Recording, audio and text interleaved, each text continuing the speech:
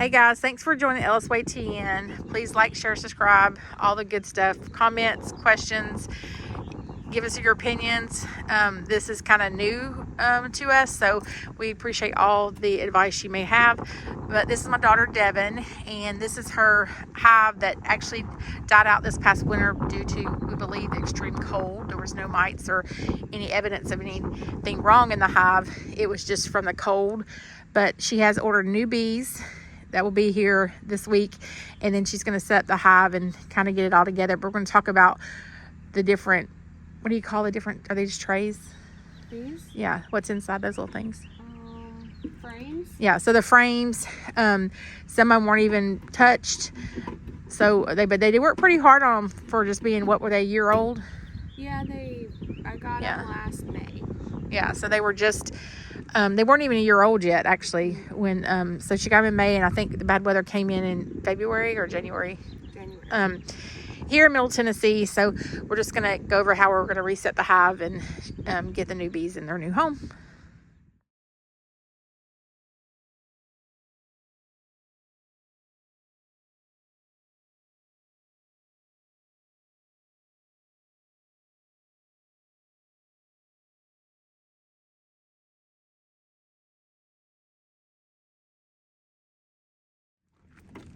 All right, so why did you put them in the freezer?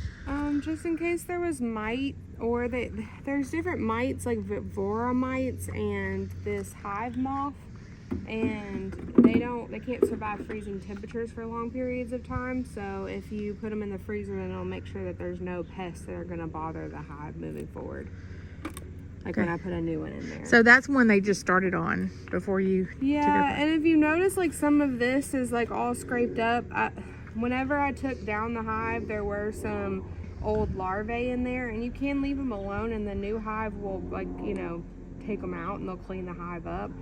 But I just went ahead and scraped it off and left kind of the remnants behind, because they'll rework the wax into more cups, like more hive comb. So we had a really cold winter, but the temperatures dropped like really, really quick, and she lost her hives. So she had two. And she lost them because of and it stayed cold for like 2 weeks straight here. And we normally we have cold spells in Tennessee, but not normally for like 2 to 3 weeks straight. So she believes that's what killed them, because she couldn't find any mites or anything like that. So what happened there? Just where they started it? Yeah, it's just where they started. You can see like the different, like it probably started here, here, and here. And you could see like their irregularities here is where it kind of met up. But it's just that old.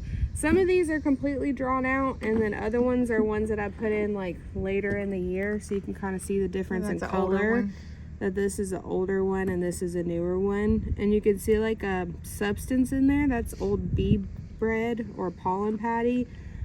So they'll use that for like food moving forward. So it'll help kind of jumpstart the new hives that's going to go in there. So she has a new what do you call them? Bees. Just new hive, a new bees coming. Nuke.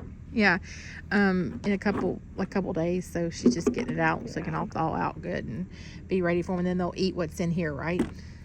They'll turn it into honey, but I'll feed them sugar water the first couple of weeks that I have them, just to get them started. But they'll at least have some comb to work with and some empty frames to work with, so they can start building brood. Where's one of the fuller ones that they did?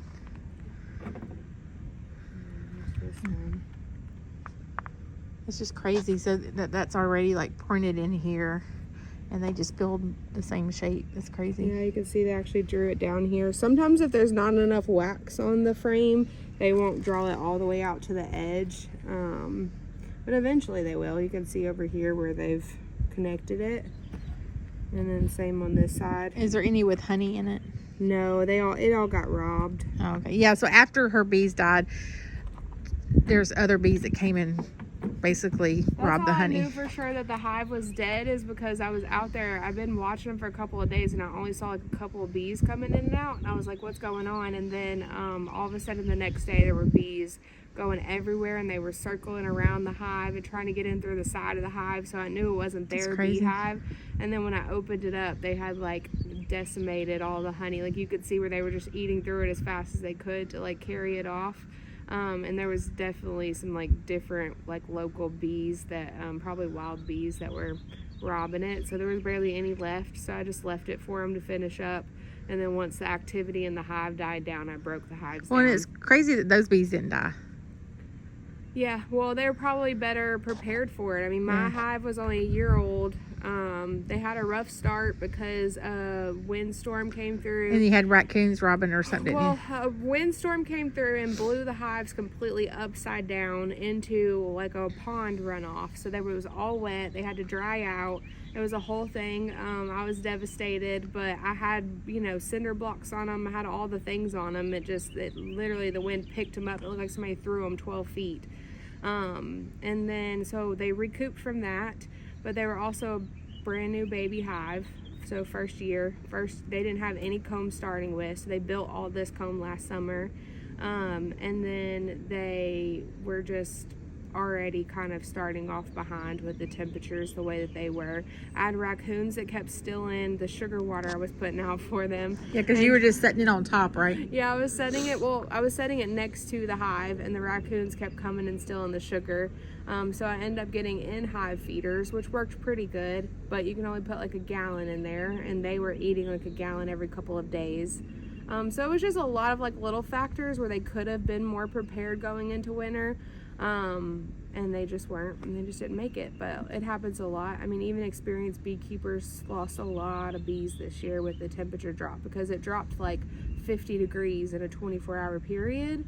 And when that happens, all the bees like buzz together to keep each other warm. They like group around the queen, and so they can't break their cluster because they're trying so hard to keep that queen protected and warm to go get food in the upper chambers of the hive because it's too cold.